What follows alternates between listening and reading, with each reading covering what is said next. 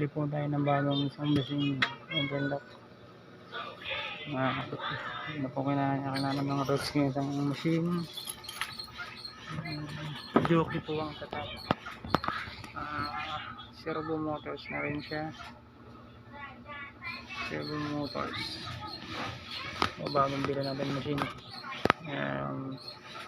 Gamit na gamit po. Dan kagad niyang gawa, nasabak agad sa bakbaka.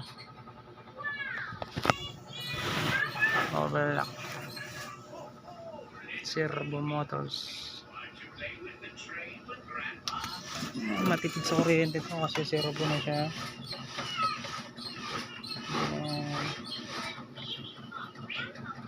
Hindi siya maingay.